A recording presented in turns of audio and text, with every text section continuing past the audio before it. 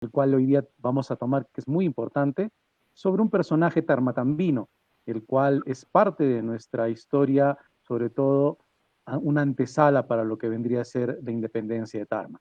Hablamos de Juan de Dios Guillermo, heredero del Inca, el cual nuestro amigo Villegas va a hacer la charla el día de hoy. Bien, empezamos tu saludo, Luis. Muy buenas noches con todos, queridos amigos, queridos vecinos de Tarma y Junín.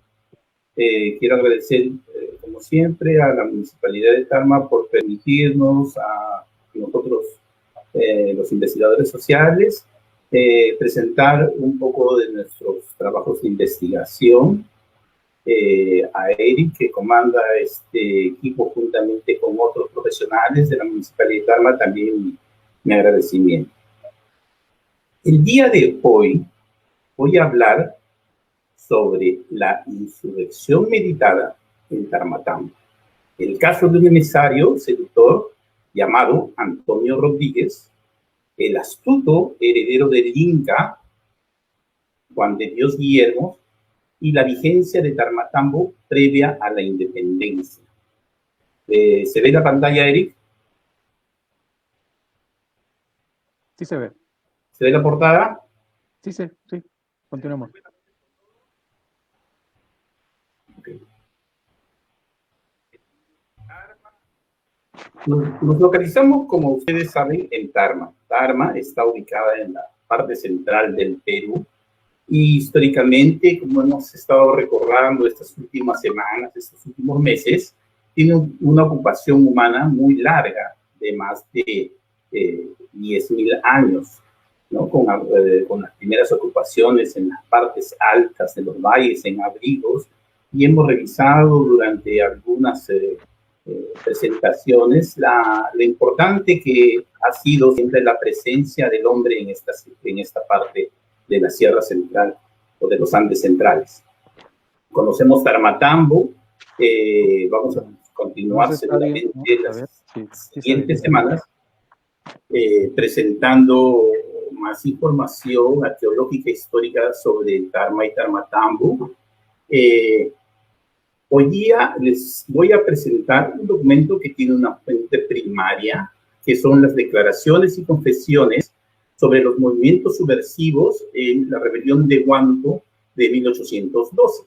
La autora o la compiladora de estos documentos judiciales es ella Dubán Temple, que es una sanmarquina, historiadora, muy acuciosa ella, elaboró una serie de documentos y los presentó hace ya algunos años y para los cuales nos sirven como base. Estos han sido reeditados nuevamente en 2018 por Huerto y están de acceso libre en las plataformas virtuales del Internet. Está en la Universidad de Ciencias Aplicadas y también en la página del Congreso de la República.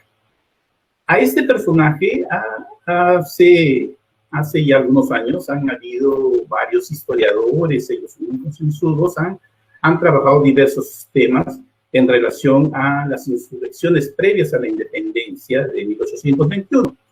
Una de ellas es Marisa Bazán Díaz, también historiadora de San Marcos, y tiene una tesis sobre la rebelión de Huánuco. El día de hoy están presentando una serie de libros, al igual que nosotros en Huánuco, sobre los acontecimientos acaecidos en dicha ciudad que pertenecía al territorio de la Intendencia de Tarma. Marisa Bazán también indica la presencia de Juan de Dios y hace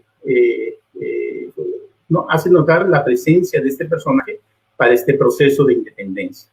También en la tesis de Nuria Salas Villa, también vamos a encontrar a este personaje, ¿no?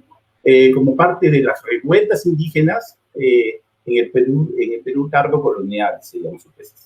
Entonces, es un personaje que es conocido desde el punto de vista de los historiadores, pero poco conocido para nosotros, que somos vecinos de Tarma. Entonces, vamos a revisar, vamos a comenzar en la noche justamente hablando sobre los antecedentes de la Revolución de Huánuco de 1812. Nos vamos a alejar un poquito a 1810 y luego vamos a tratar de tener un entorno que se enmarque entre 1810 y 1820 y 1821. Terminaremos, digamos, con la idea de precisar que una de las batallas más importantes para la independencia del Perú se desarrolla justamente en Junín. Entonces, en la fotografía tengo una imagen que cuenta un poco a la doctora Ida Dunbar Temple, cerca a Julio Cetello. Ellos seguramente están en una salida de campo, están tomando un lonche, pero siempre muy interesados en lo que está pasando con la arqueología, con nuestro pasado y nuestra historia. ¿Qué nos dice Dunbar Temple? En su prólogo del documento que les menciono, que es la Revolución de Huánuco 1812, dice algo muy interesante que quiero leer. La documentación que presentamos en esta primera recopilación ofrece un ingente caudal informativo sobre esos y muchos aspectos del movimiento precursor guaduqueño. Al hilo de los copiosos expedientes urialescos y de la complicada maraña procesual, fluyen las corrientes de las aguas profundas de la historia vívida del acontecer revolucionario. A través de las conclusiones de los reos, pruebas testimoniales sobre la toma y saqueo de la ciudad por la turba ávida y desenfrenada, procesos de embargo de bienes, inquisición y averiguamiento en torno a los dramáticos sucesos de la rebelión, se avisora los más variados aspectos de la sociedad y economía urbana de la vasta región andina en el cual se realizó y se propagó la revolución de Huánuco en 1812. No quiero detenerme aquí. Es importante para la corona española el control de la Sierra Central, ¿no? Ha habido muchos esfuerzos de parte de la corona de penetrar su administración colonial en nuestra zona. Se han levantado, prueba de ellos, muchos planos que dan detalle de cada uno de los pueblos. Hay muchos inventarios durante la época colonial temprana que indican sobre las características de las poblaciones. Y hay un elemento interesante aquí que quiero notar, que es ocurre en 1786 y es la jura de la fidelidad que tiene el intendente de Tarma, llamado Juan María de Álvarez de Oca. Álvarez de Oca jura fidelidad públicamente al nuevo rey de España de 1876. Carlos IV va a ser reemplazado luego por Fernando VII, que es el que va a dar con el que se va a desarrollar el fin de la monarquía española, ¿no? Y vemos, por ejemplo, en esta medalla o jura de fidelidad que está marcado el nombre de Tarma, ¿no? Y dice, viva el rey, y da la fecha del 25 de diciembre de 1786, y se indica Gálvez. Así como esta jura, muchos otros intendentes de las diferentes localidades del Perú hicieron lo mismo, ¿no? Pasó lo mismo con el intendente de Apurima, de Huancavenica, de Trujillo. Entonces, eso nos enmarca esta idea de, por eso muestro el escudo, porque debería de parecer el escudo de nuestra ciudad en justamente esas épocas, que habla de la fidelidad, ¿no? Que habla de la jura de la fidelidad a España, ¿no? Los colores que se llevan, los escudos que se llevan en ese momento son los colores de España para la administración. Y es importante entender esto en el contexto que les decía que queremos contar hoy día, ¿no? Tenemos en un análisis cíclico de estos procesos históricos, varias fechas que quiero que se preste atención para entender qué es lo que sucede con Juan de Dios Guillermo y las previas de la Revolución en Tarma. Entonces, en 1810, antes de 1810 habíamos revisado un poco sobre la jura de esta que tiene los que administran la Sierra Central de Tarma, ¿no? Previo a eso habían ocurrido sublevaciones, rebeliones muy importantes en lo que se llama, lo conocemos ahora como Chanchamayo, y previo a eso estaba el famosísimo revolucionario Túpac Amaru II. Entonces, en 1810 pasan sucesos completamente extraordinarios, sucesos históricos que, por ejemplo, en Buenos Aires, en Argentina, se desarrolla la Junta de Gobierno, ¿no? El 25 de mayo. Y aparece un personaje cerca a otros personajes en Argentina, como es el Juan José Castelli. Juan José Castelli es uno de los ideólogos de la Revolución Argentina. Este además es un comandante principal y lucha para la independencia de los pueblos de Chuquisaca o el Alto Perú. Y es importante su identificación porque es un ideólogo precursor de nuestra independencia. Vamos a ver que en los documentos que vamos a estudiar ahora va a aparecer recurrentemente su presencia, su idea. ¿Y qué es lo que dice Juan José Castelli? Lo vamos a ver. En 1811, en el Perú, en realidad, están sucediendo diversas revueltas. Una de las más importantes es la de Francisco de Sela en Tacna, ¿no? Eso se desarrolló el 21 de junio. Y también hace el apoyo, pues, Sela al gobierno argentino, ¿no? En esa misma fecha, en junio de 1812, al puerto de Tarmatambo llega un personaje denominado Antonio Rodríguez. Este visita el pueblo y se reúne con varios indios. Uno de ellos, Juan de Dios Guillermo. Antonio Rodríguez está hasta el 23 de junio de 1811 en Tarma, visita algunas casas de notables tarmeños y luego parte a Lima. No se sabe más de este personaje, pero este es un personaje importante porque los que administran la corona española en Tarma le van a poner el ojo, porque van a pensar y sostener que Antonio Rodríguez es uno de los conspiradores principales de la Revolución de Huánuco.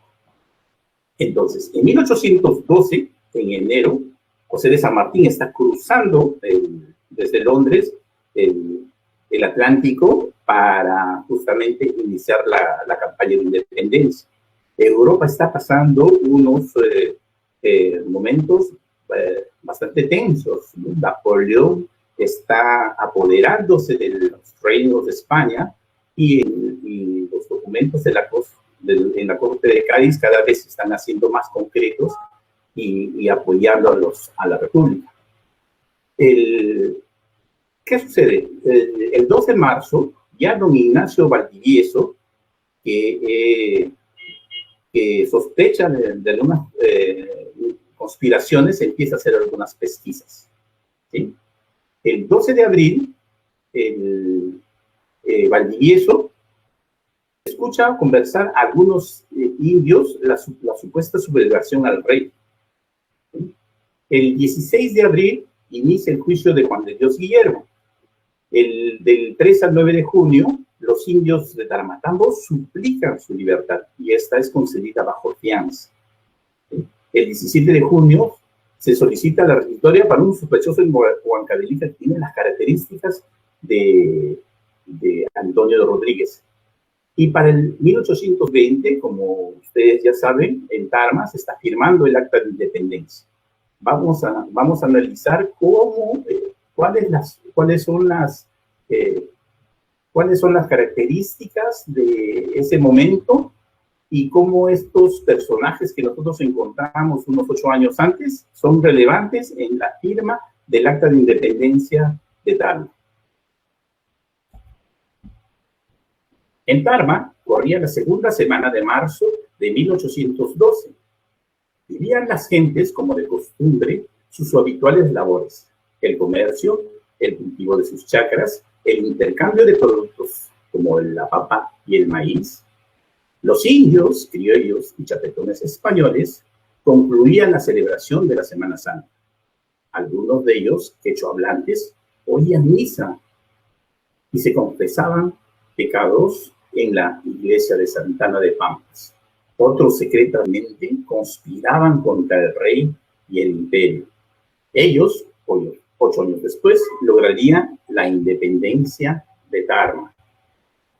En las calles de la villa, las flores olían a flores y entre susurros de rezos se avistaban temores. Eran los olores de la guerra, la pólvora, El cuchicheo y las conversaciones entre indios cerca al puente de la calle La Merced causaba temor entre los vecinos y los soldados del rey. Los indios hablaban quechua y brindaban con aguardiente. El que vendía en la pulpería del queño se reían y murmuraban, chachando las verdes hojas de coca.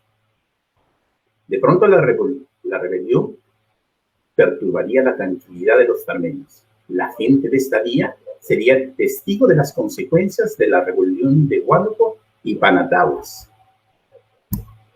En esos mismos días, el virrey Abascal desde Lima y el entonces gobernador interino de la Intendencia de Tarma, Ignacio Valdivieso, responsable de los dos del gobierno imperial, estaban muy interesados en conocer todo el tipo de noticias sobre el tal Juan José Crespo y Castillo, considerado como uno de los cabezas sediciosas de la Revolución de Huánuco, que había sucedido el 22 de febrero de 1812. Ellos tenían otras posibles insurrecciones de criollos e indios en la Sierra Central.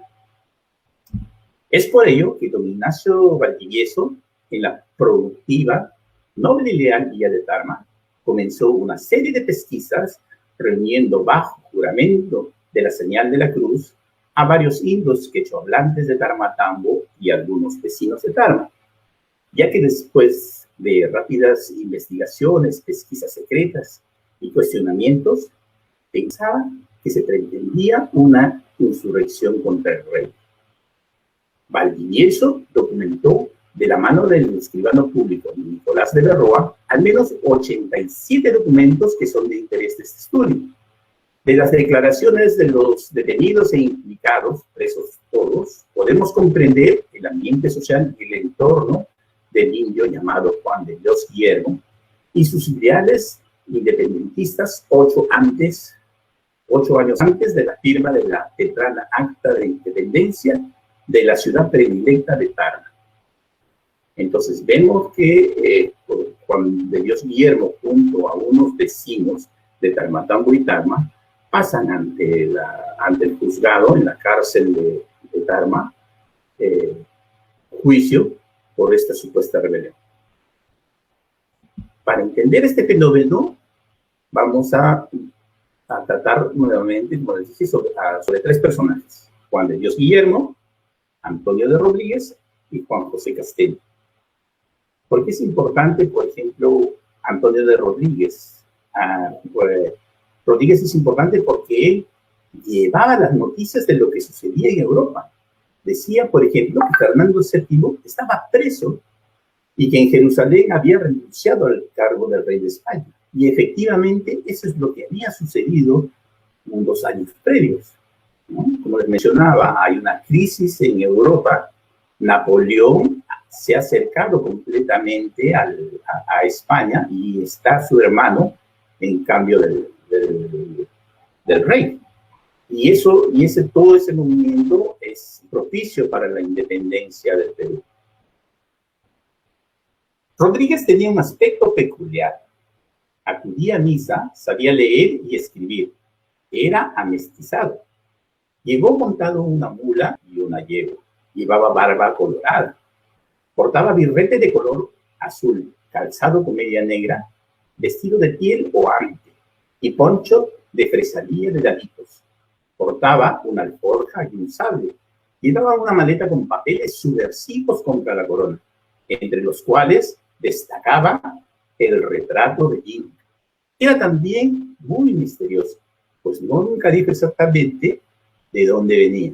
Algunas veces decía ser natural de los reinos de Tucumán, otras de España, otras de Huancavelica, Jauja, Huancayo y hasta las lejanas tierras del sur de Argentina. Todos en el pueblo tenían diferentes versiones sobre él. También contaban que venía reclutando soldados. Algunos indios contaban que Rodríguez les decía que Fernando VII estaba preso y que en Jerusalén había renunciado al cargo de rey de España y que en un supuesto inca que ya venía a votar a todos los caballeros españoles para que aguantese los pases en España a defender al rey Fernando, que los mestizos y los indios habían de pagarle solo 2 reales de tributo, que los indios volverían a sus dominios, de sus tierras, y que en señal de obediencia y gratitud habían de salir a recibirle con bailes, danzas y otros preparativos. Eso se lee en las confesiones que hacen los vecinos de Tarmapá.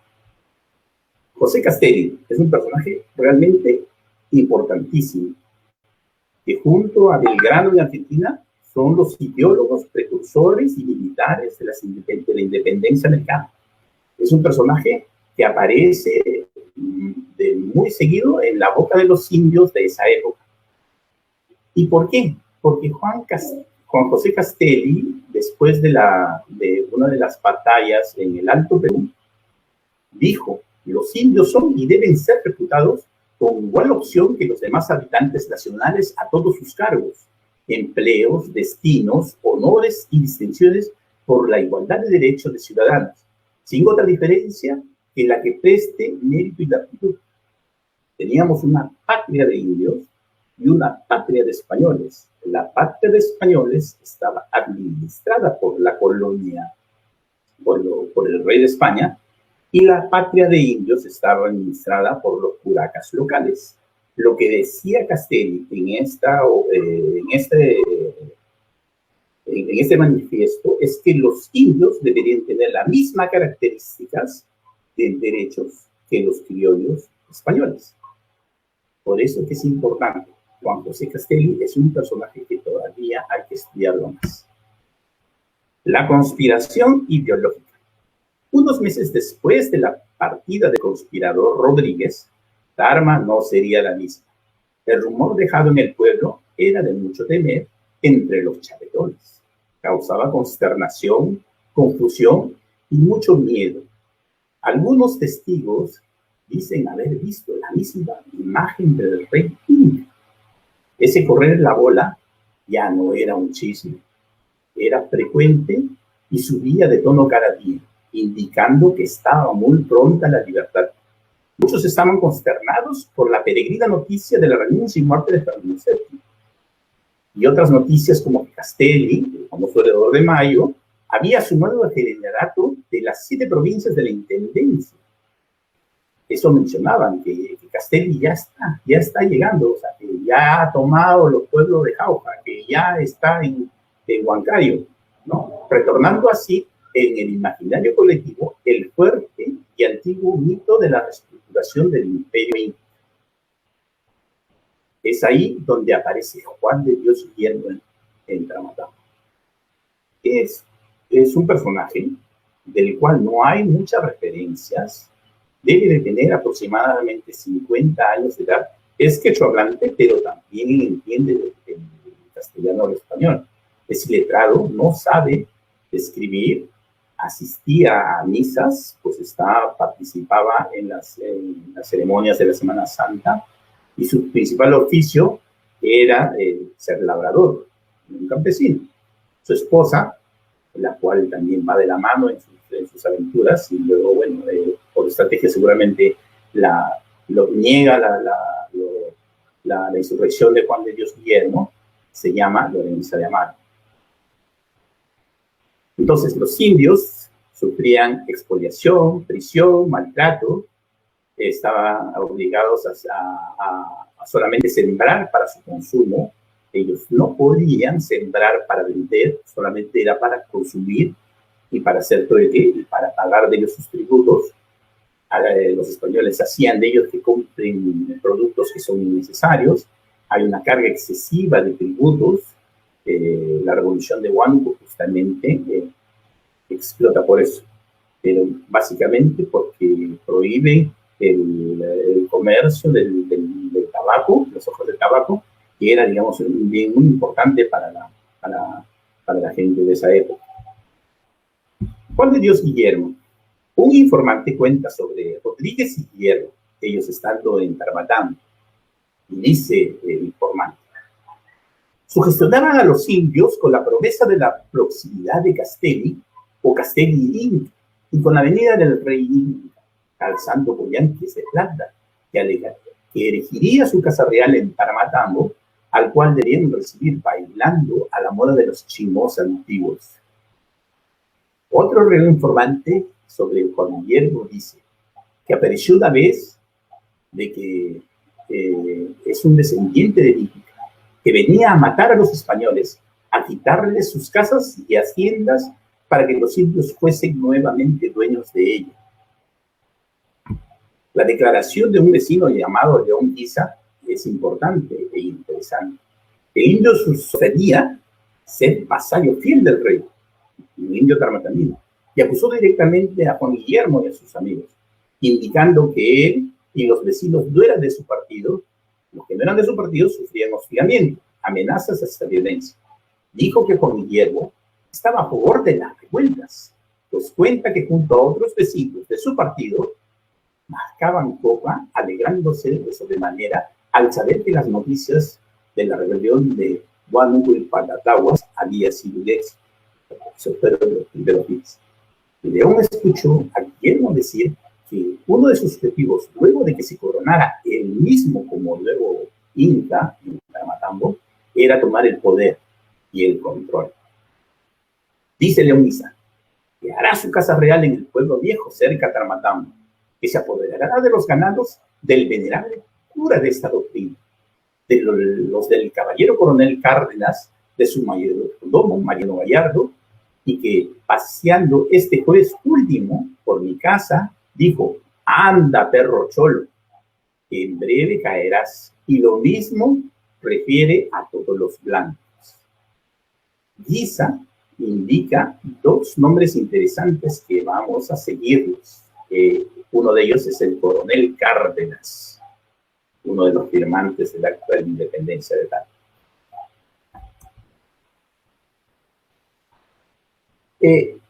Los indios de Tarma tenían, al parecer, un plan para atacar, al igual que Huánuco Tarma, pero este no se desarrolló.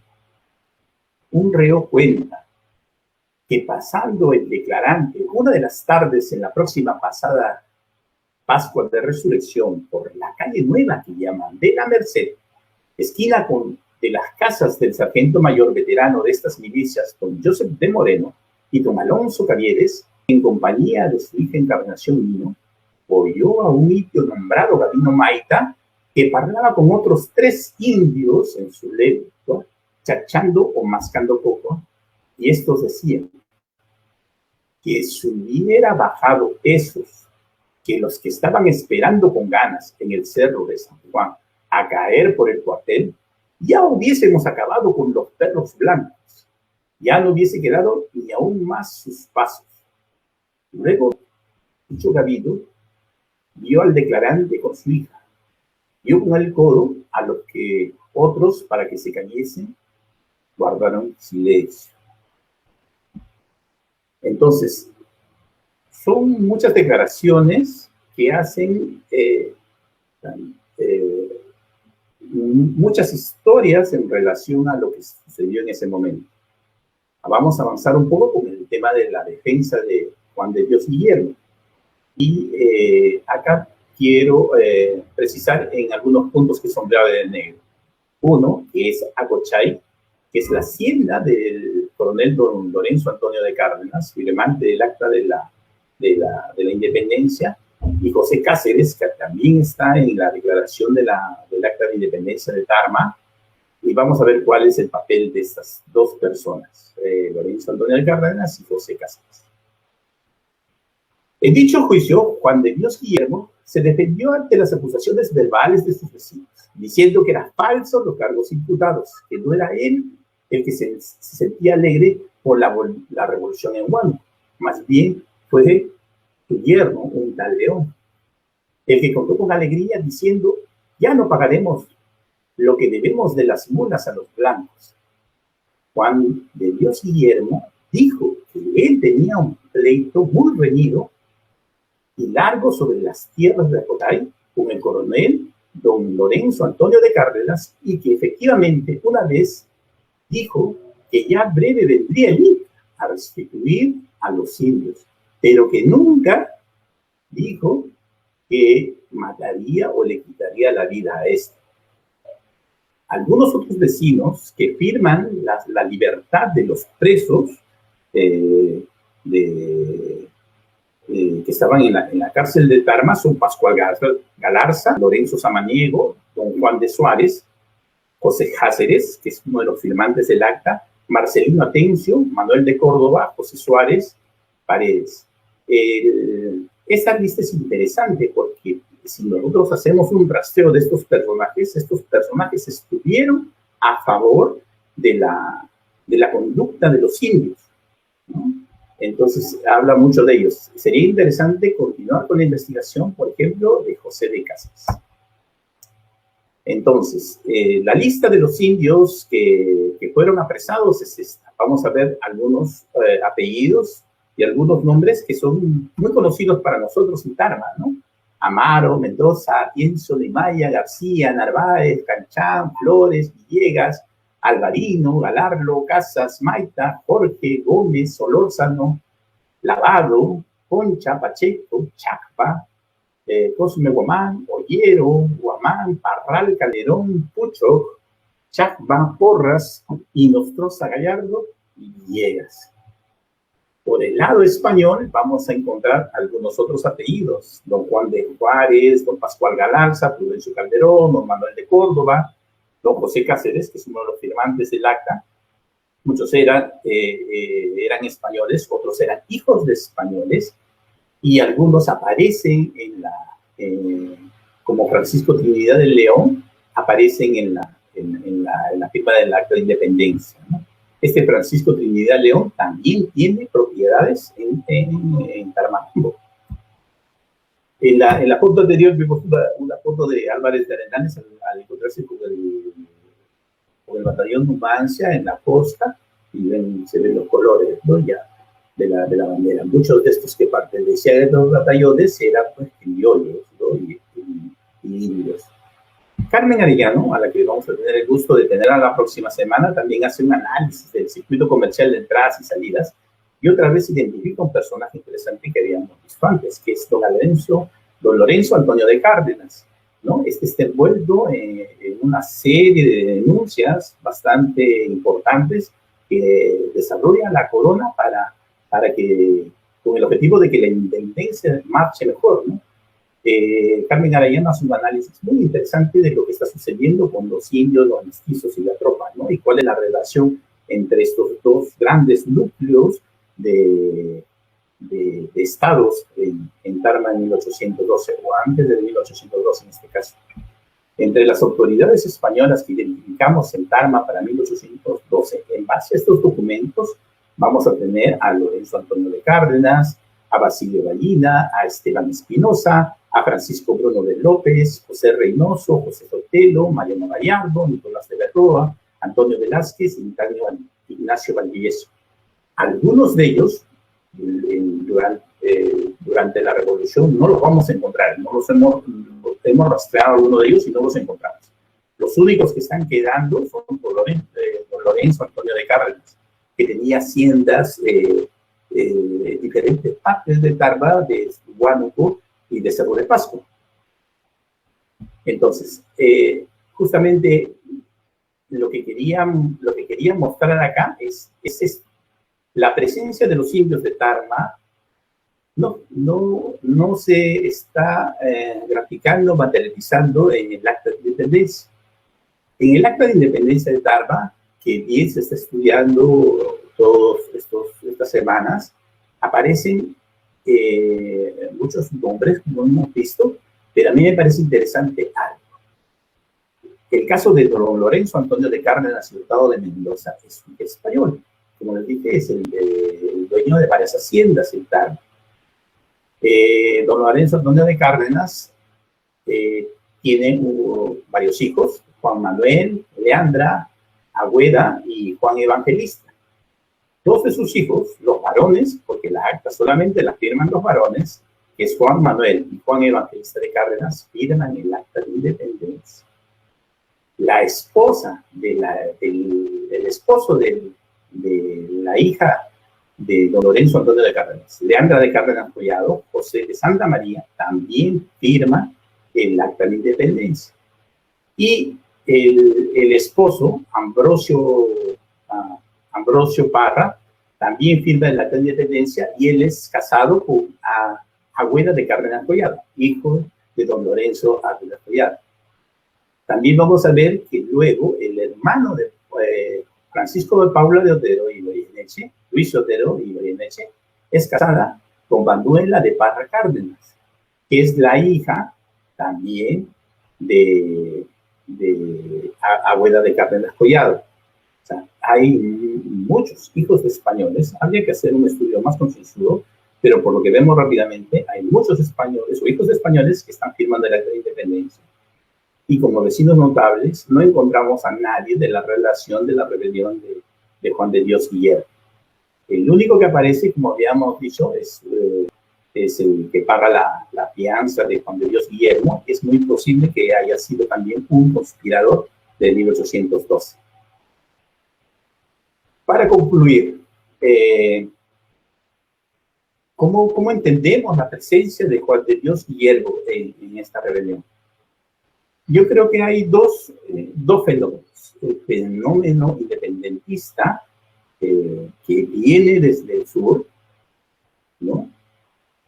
El cual está inspirado ideológicamente en ideas como la de Juan José Castelli, y en la que habla del indio, en la que habla del inca.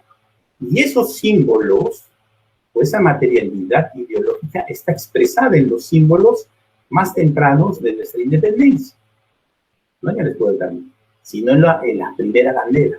La primera bandera lleva el sol. ¿Sí? La bandera argentina también lleva como símbolo el sol, el punchao, ¿no? Lo que nosotros conocemos como inti en algunos casos, ¿no? Toda la ideología, o parte de la ideología de Juan José Castelli, y que seguramente influenció a San Martín, también estaba ligado ahí, ¿no? Por ejemplo, San Martín tiene esta famosa orden del sol que se da hasta ahora, ¿no? Que básicamente viene desde su época. Entonces, como punto final, quiero decir que la idea de la celebración de ese tipo de acontecimientos no nos tiene que hacer perder la percepción de nuestros antepasados. Nosotros somos peruanos, somos descendientes de los incas, de los taramas en este caso, y también de los españoles. ¿Sí? Hay una serie de conjuras, hay una serie de fenómenos sociales que están sucediendo efectivamente hace 200 años. Lo que creo es lo que tenemos que rescatar es justamente ese impulso que viene desde dentro del pueblo, ¿no? Yo creo que muchos documentos no hacen referencia sobre personajes indios como papel importante en la independencia. Como ustedes han visto, hemos presentado a Juan de Dios Guillermo, que es un personaje que estaba de pie ante la corona española y sus abusos. Gracias, Eric.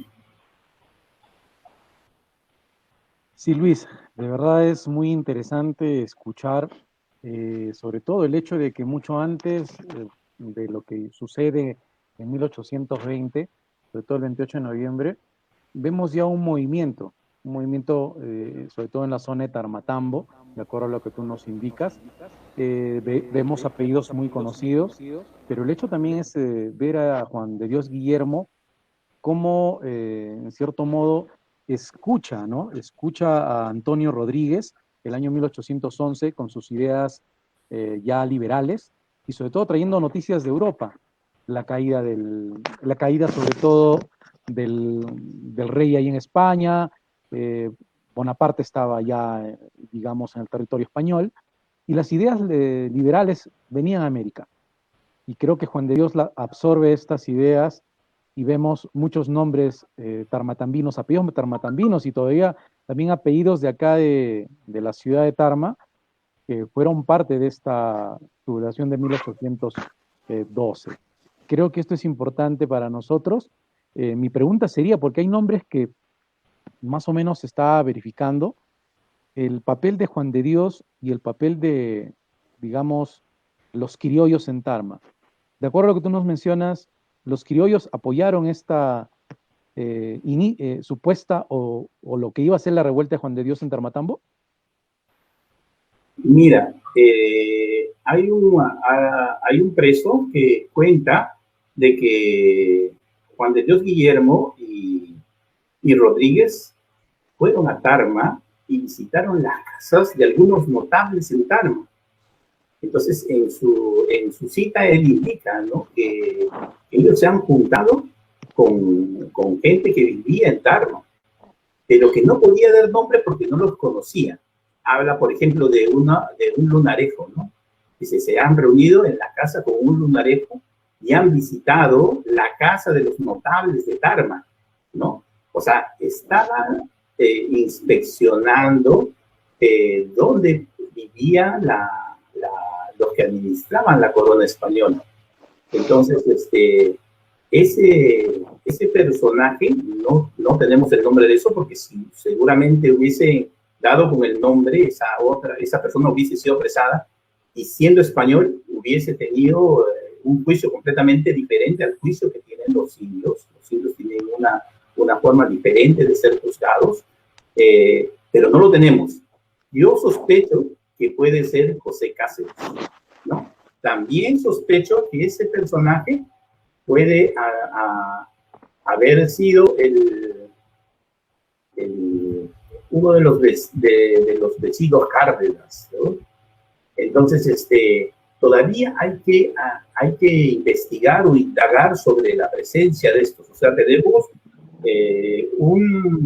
una serie de nombres en 1812 y en 1820 que podríamos hacer varias historias sobre ellos.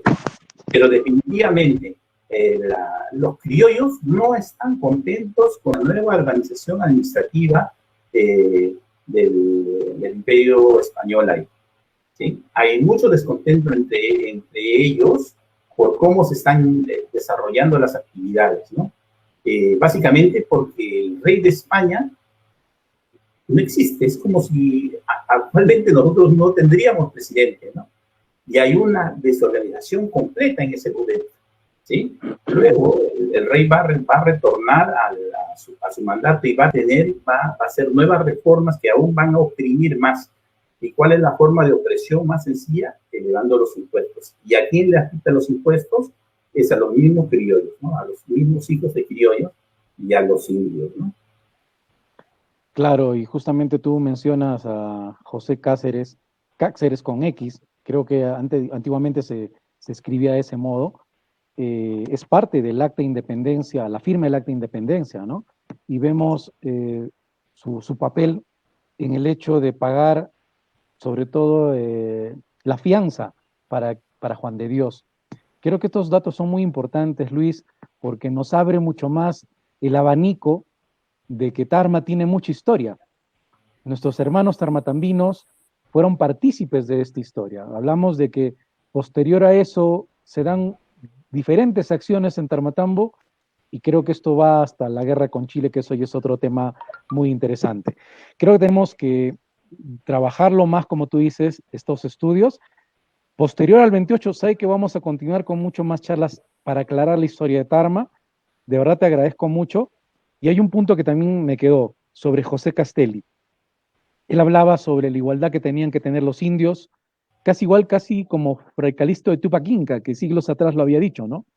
Y hablamos de que esta idea se da también hacia esta zona de lo que era la intendencia de Tarma.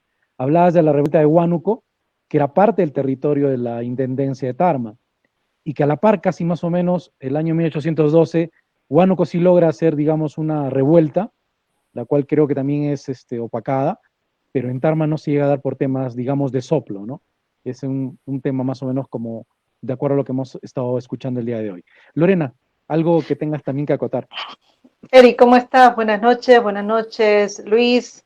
Muchísimas gracias, realmente ha sido una ponencia muy interesante. Y bueno, sí, me gustaría hacerte una pregunta, Luis. Se entiende que por esos años muchos de los que estaban a favor de poder hacer esta revolución con la independencia, criollos, ¿no? Entre la gente que estaba en el nivel hasta cierto punto más bajo y que querían hacer esta revolución, se hablaba mucho de que en ese entonces, pues, no había rey, o sea, todo el mundo decía que no había un rey que se conociera, no había un rey a quien todos tenían que rendirle un tributo, pero que nadie lo conocía. Y muchas veces dentro de los que eran los cargos que venían debajo del rey y en diferentes zonas, no solamente en Perú, sino también en Colombia, en Ecuador, en Quito, se daban pues los corregimientos, los oidores, que eran los representantes del rey en ese entonces, y que eran ellos los que cometían estos abusos, y que eran ellos los que al final se beneficiaban pues con toda esta recaudación que hacían del pueblo, ¿no? Se entiende que también, ya muy aparte de eso, en entonces cuando se hizo la independencia de Tarma, y quienes firman, porque tú dabas a conocer quienes firman el acta de independencia, pues eran también aquellos criollos hasta cierto punto adinerados que logran pues dar parte de sus recursos en favor también a este logro, ¿no? No sé si me puedes aclarar un poquito ese panorama. Sí, con gusto, Lorena. Muchas gracias por la pregunta. Muy interesante tu análisis, ¿no? Es realmente la mención que haces es un tiempo muy largo. ¿Qué pienso yo? Yo pienso que nosotros hemos sufrido, además de este shock, de este golpe de 1820-21, todo lo que significa todo ese proceso, algo muy parecido, que ha sido el contacto el contacto de los españoles y los incas. Los incas tenían un imperio que iba desde Tucumán hasta Pasto, Colombia, se dice. Y el Inca era el que administraba los centros políticos que había dominado, tanto con la guerra como la paz. Estoy tratando de hacer un resumen. La administración Inca era una administración muy óptima, pero no todos en el imperio Inca estaban satisfechos con él. Es por eso que cuando llega Pizarro, muchos pueblos se unen a Pizarro y a lo que representa Pizarro. Pizarro, para algunos pueblos, representa su libertad. 200 años después, en 1820, pasa más o menos lo mismo. Las ideas que surgen de la Ilustración europea, luego de la Revolución Francesa, se van cocinando en Europa y se van masticando en Inglaterra. Y muchos de los precursores que nosotros tenemos, Álvarez de Arenales, Belgrano, José de San Martín, Bolívar, vieron las revoluciones en Europa y entendieron que era el fin de la monarquía, que era el fin del imperio del rey, y que lo que sucedía de manera siguiente era la patria, la democracia, el Senado, ¿no? Son ideas nuevas eso, si todas esas ideas nosotros nuevamente las llevamos con Castelli o con Cela o con Antonio de Rodríguez, que está completamente perdido en la historia, o con Juan de Dios Guillermo, que también, vamos a darnos cuenta de que en esta época, alrededor de 1802, están sucediendo cosas tan o quizás parecidas a las que están sucediendo ahorita. O sea, la gente está pensando, está repensando su historia. O sea, el Perú está repensando qué es lo que le conviene más. Los hijos de los españoles están pensando seguramente, ¿qué pasa si apoyo a los patriotas? ¿Qué pasa si apoyo al rey?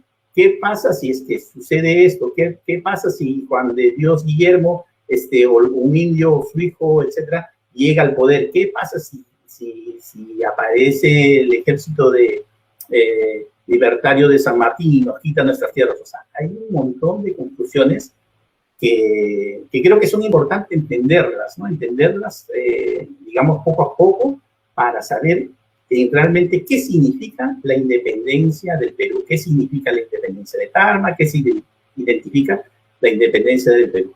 Yo creo que este proceso es para reflexionar, también para celebrar, pero también para reflexionar, ¿no? Por ejemplo, uno de los puntos que yo reflexionaría sería: ¿qué es el Perú?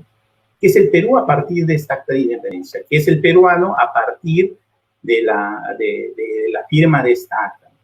¿Qué ha sido el Perú o cuál es la comparación entre el Perú de ahora y el Perú de hace 200 años. Entonces, a mí, por ejemplo, esas cosas me interesan bastante, pero sí es importante conocer, y no solamente conocer las fechas de Papo Recta, sino comprender el proceso, ¿no? Y creo que ese ha sido el objetivo de esta charla, ¿no?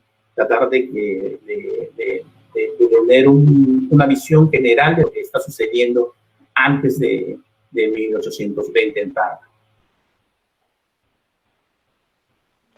Muchísimas gracias, Luis. De verdad ha sido muy motivador también hasta cierto punto el poder escucharte, el poder conocer un poco más de lo que ha sido todo este trayecto de independencia que, bueno, en 1820 se consolida en Tarma. Eric, si tienes algo más que agregar. Sí, como dices, Luis, efectivamente a veces tenemos que ver al pasado para poder ver nuestro presente. Y a veces se repiten muchas cosas que suceden en nuestra historia, las cuales a veces no nos damos cuenta. Esperemos ver también en un momento ya con la doctora Carmen Arellano, justamente estos procesos que ella ha hecho mucho más, estudios más profundos, pero de verdad, Luis, a ti te agradezco un montón porque este personaje de Juan de Dios Guillermo creo que tenemos que empezar a resaltarlo. Los profesores de historia, sobre todo en los colegios de Tarma, empezar a trabajar justamente estos puntos.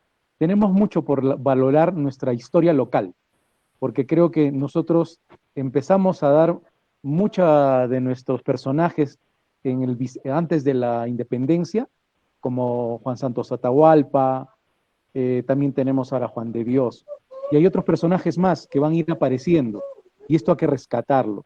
Y creo que para esta charla de esta noche, Luis, para nosotros ha sido muy fructífero el hecho de rescatar a este tarmatambino, que creo que también merece empezar a hacerle algún homenaje en algún momento, ya que es parte de nuestra historia de Tarma. Muchas gracias, Luis. ¿Algo más que agregar, Lorena?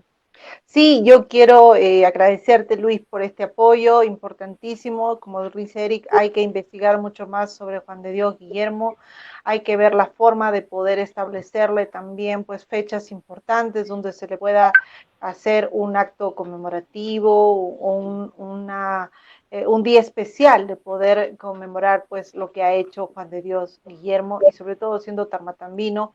Ahora que está próximo ya, este 27, tenemos la apertura de la zona arqueológica de Tarmatambo, que ha sido trabajada por la municipalidad, se ha hecho la limpieza de este complejo turístico y arqueológico.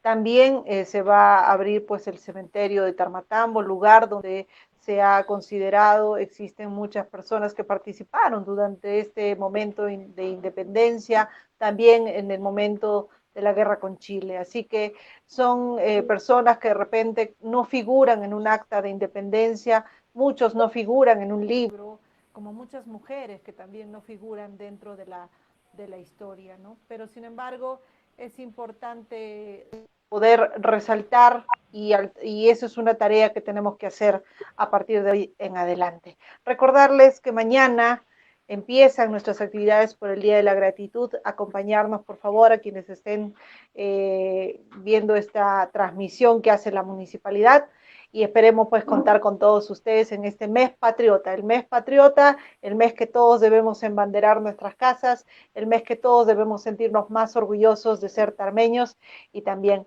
peruanos. Por mi parte, muchísimas gracias a ustedes y bueno, estaremos esperando la siguiente charla que nos va a traer Luis Villegas. Muchas gracias, Luis. Sí, muchas gracias a ustedes. Los esperamos el 1 de diciembre con una charla magistral de una paisana nuestra, que es la doctora historiadora Carmen Arellano Hoffman. Ella va a tratar justamente sobre lo que les mencionaba, este otro shock, este impacto entre lo español y lo inca, o lo inca y lo español, cuyo resultado somos nosotros. Así es. Bueno, claro. Entonces, hasta aquí, ¿verdad, Eric? Muchísimas gracias a la Comisión de Historia por hacer también este trabajo importante, Eric. Gracias. A ustedes y todas las personas que siempre están viendo estos espacios culturales y de historia de Tarma. Y nada, agradecerles nuevamente a Luis y sobre todo por el apoyo que nos está dando en estas charlas de historia, de prehistoria de Tarma, precolombina, ahora sobre Juan de Dios. Hay mucho por hacer. Esperamos ya la primera semana de diciembre para escuchar a esta historiadora tarmeña, la cual nos va a dar mucha información también. Gracias.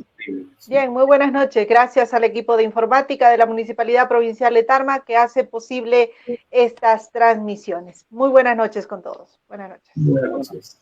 Gracias.